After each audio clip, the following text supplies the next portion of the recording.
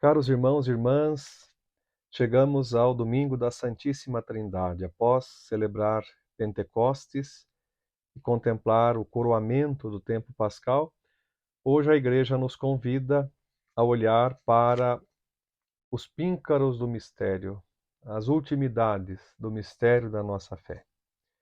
E uma marca propriamente cristã, um traço indelevelmente cristão na compreensão de Deus, o mistério da Santíssima Trindade, a única religião que a história conheceu, segundo a qual o monoteísmo não se fecha na rigidez de um Deus que se faz isolamento, de uma natureza, de uma substância que se fecha em si mesma, mas o monoteísmo se abre para o mistério trinitário da convivialidade divina. Um Deus em três pessoas.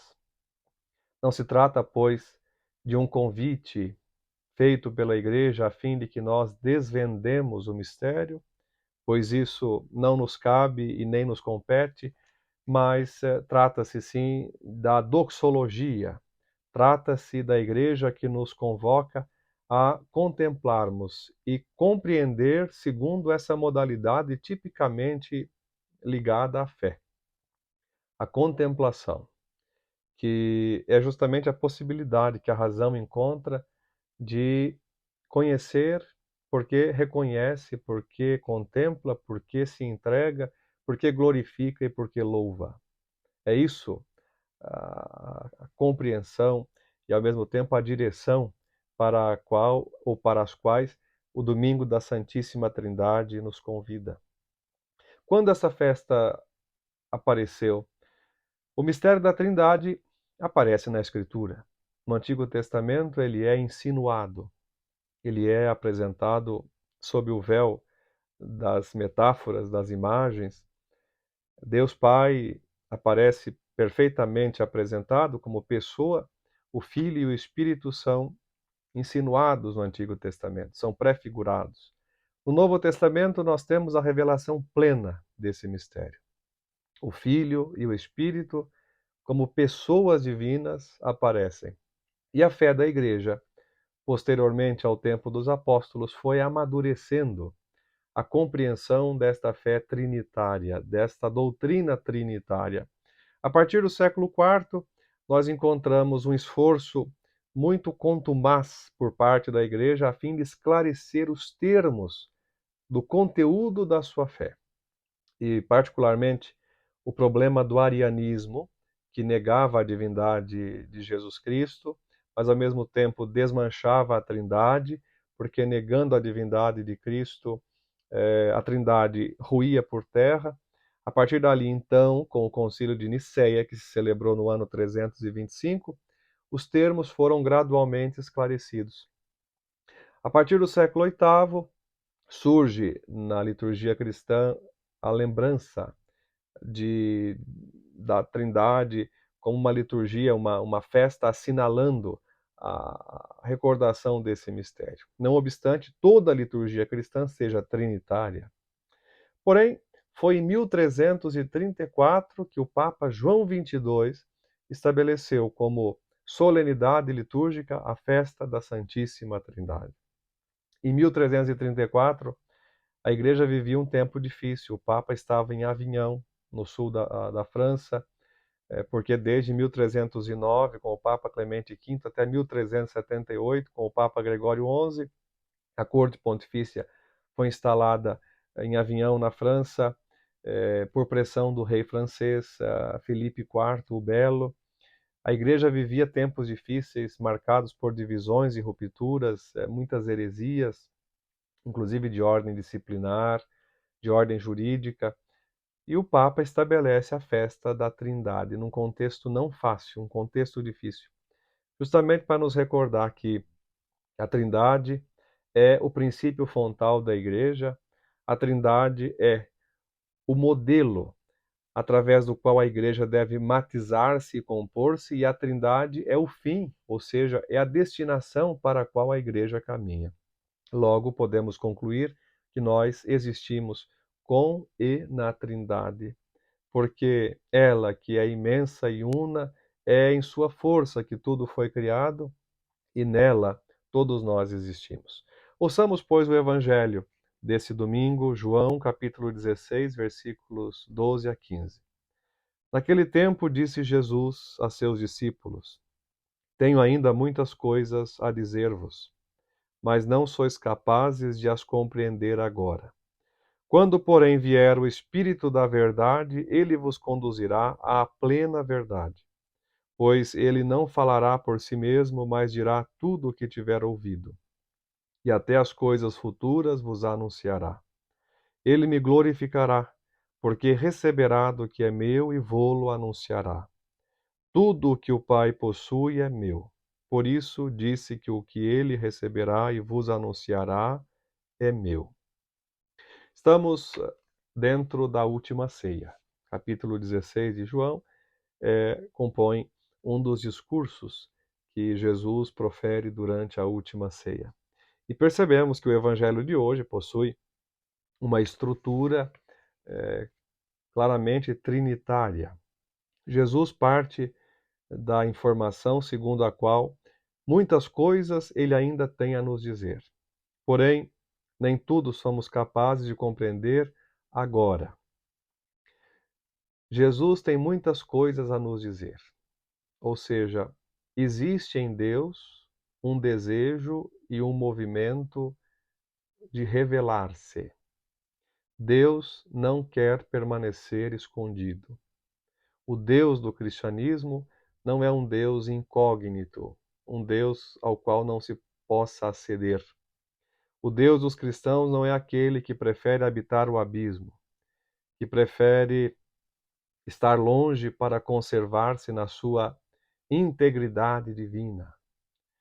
O Evangelho, então, ao nos introduzir no mistério da Trindade, parte justamente desse pressuposto. Deus deseja entrar em comunhão com o ser humano, e ao ser humano compete acolher, exercendo bem sua liberdade e sua vontade, esse desejo de revelação que Deus tem. Entretanto, entre o desejo de Deus e a nossa possibilidade de acolher e de compreender para bem viver, existe um limite, o limite da nossa humanidade, que justamente está muito aquém daquilo que Deus é. Por isso, Deus não nos abandona às consequências do nosso limite, da nossa improbidade humana, mas ao contrário, nos oferece condições para que o nosso limite se torne sempre possibilidade. E qual é a condição? A condição é justamente o Espírito, porque o Evangelho prossegue dizendo: Quando, porém, vier o Espírito da verdade, ele vos conduzirá à plena verdade. O Espírito da verdade que nos conduz à plena verdade. E ao nos questionar acerca do sentido da verdade, devemos perceber que, para o Evangelho, a verdade não é um conceito filosófico, não é uma construção abstrata, não é produto da racionalidade humana, mas a verdade é justamente a pessoa de Jesus Cristo. Ele, aliás, foi quem se autodefiniu. Eu sou o caminho, a verdade, a vida. Ninguém vai ao Pai senão por mim. O Espírito da verdade, ou seja, o Espírito que procede do Filho. Procede do Pai, mas nos vem através do Filho. Ele nos conduzirá à plena verdade. O Filho nos dá para que nós cheguemos ao Filho. O Filho nos dá o Espírito que provém do Pai, para que o Espírito nos entregue, nos leve ao Filho. Há uma circularidade nesse modo de a Trindade se relacionar e nos admitir no seu relacionamento, na sua interação misteriosamente divina. Com efeito, meus irmãos e irmãs, o sacramento é o Espírito, o agente que nos une ao Filho, por exemplo, no batismo, em quem nos tornamos filhos do Pai. O Espírito nos conduzirá a toda a verdade. Pois ele não falará por si mesmo, mas dirá tudo o que tiver ouvido, e até as coisas futuras vos anunciará. O Espírito cumpre em nós uma missão, diria, trinitarizante, porque aquilo que ele anuncia, de fato, é o que existe em Deus. Em Deus não há autorreferencialidade. Uma pessoa não atua sozinha, não atua isoladamente uma da outra. E nisso a Trindade se faz nosso modelo para que nós também aprendamos a não nos mover sozinhos, para que nós aprendamos, enquanto homens e mulheres de fé, não oferecer aquilo que é nosso, mas sobretudo aquilo que nós recebemos, como diz São Paulo em 1 Coríntios 11, aquilo que eu vos transmiti foi o que eu mesmo recebi. A vida cristã escapa à autorreferencialidade. E percebam que o Espírito que nos leva a Cristo nos introduz ao mesmo tempo numa tensão. Até as coisas futuras o Espírito vos anunciará. Coisas futuras aqui não se trata de uma adivinhação, não se trata de uma capacidade concedida segundo a qual nós conseguiríamos prever o futuro à moda de intérpretes daquilo que ainda não aconteceu. As coisas futuras aqui significam o discernimento, a capacidade de a gente perceber as consequências dos nossos atos e das nossas escolhas, e ao mesmo tempo reconhecer que a história possui um objetivo, possui uma culminância. Descobrir que a criação que provém de Deus se destina para uma realização que supera o imediatismo daquilo que ainda hoje nós experimentamos, que o amanhã existe e que esse amanhã vai muito além das contingências que, enquanto estamos no mundo, nós possamos experimentar. O Espírito, ao nos anunciar coisas futuras, nos dá novos critérios de autoanálise para a nossa vida. Ele me glorificará, porque receberá do que é meu e vou-lo anunciará. O Espírito glorificará o Filho, e no entender de João, glorificar significa dar a conhecer. O Espírito fará o Filho conhecido. E como nós conhecemos a Jesus? Professando a fé nele. 1 Coríntios 12, versículo 2. Ninguém pode dizer que Jesus é o Senhor, a não ser no Espírito Santo. O Espírito nos revela Cristo quando nos dá aquilo que é de Cristo. E vejam que coisa extraordinária. Nos sacramentos nos é dado aquilo que é de Cristo. Nos é dado Cristo mesmo, no batismo, na Eucaristia, na penitência, na unção dos enfermos, no matrimônio, na ordem, na confirmação. Ali se esculpe em nós o homem novo, que é Cristo. Ele é a estatura humana por excelência, o ideal de ser humano, como diz São Paulo aos Efésios. Mas, ao nos dar Cristo, o que o Espírito Santo faz conosco? O Espírito Santo nos faz reconhecê-lo ao professarmos a fé nele. Quando professamos a fé, Cristo se torna reconhecido. E a profissão de fé é uma comunhão existencial que transforma a nossa vida naquele que unicamente pode transformar realmente a nossa vida. O Espírito nos move a confessar a fé. E na confissão de fé, a reconhecermos a Jesus. Tudo o que o Pai possui é meu. Por isso disse que o que ele receberá e vos anunciará é meu. O Espírito, pois, nos insere no coração da Trindade. De modo que, após celebrar Pentecostes, nada mais justo do que nos compreendermos tragados pelo Espírito e imersos, mergulhados neste oceano insondável que é o mistério de Deus Trindade. Desvendar esse mistério não nos é possível e nem legítimo, mas aprender com ele sim. Mais que desvendá-lo, que especulá-lo, a Trindade nos há de ensinar e educar. A Trindade exerce sobre nós uma dinâmica pedagógica. E dentre os traços fundamentais que na Trindade nós conhecemos e encontramos, está justamente aquele segundo o qual em Deus existe relação. Deus é relação. E se há relação nele, há amor, porque sem amor não há relação, como diz Santo Agostinho.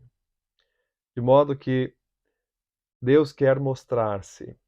E na Trindade nós descobrimos que Deus é Pai, que Deus é Filho, que Deus é Espírito Santo. Que não é apenas uma substância que se mostra de três formas diferentes, mas é um Deus em três pessoas. E é próprio do ser pessoa relacionar-se, viver em comunhão, dialogar. Logo, como eu dizia, recordando a Constituição Dogmática Lumen Gentium do Concílio Vaticano II, a Trindade é de onde parte a Igreja. A Igreja brota da Trindade. A Trindade é o modelo sobre o qual a Igreja é chamada a matizar-se. Por isso, a Trindade é reflexo na Terra, enquanto a Igreja é seu ícone. Na Igreja devemos ter um reflexo da Trindade. A Igreja é ícone da Trindade, como escreve Bruno Forte, um teólogo italiano dedicado à eclesiologia também. E a Trindade é o fim último da Igreja, é o seu destino, é a sua orientação, é a bússola que a move. Que nós possamos também nos entender assim. Nós que somos Igreja, nos entendamos como aqueles que vêm do mistério, somos chamados a nos conformar no mundo a esse mistério e nos entregar definitivamente a ele, quando terminada nesse mundo a nossa vida, em Deus perfeitamente culminarmos-nos. Que a Trindade imensa e una, cuja força tudo cria, cuja mão rege os tempos, possa, de fato, embalar a nossa vida e que possamos caminhar no mundo ao som e à melodia da eternidade. Que Deus abençoe a todos e até o próximo domingo.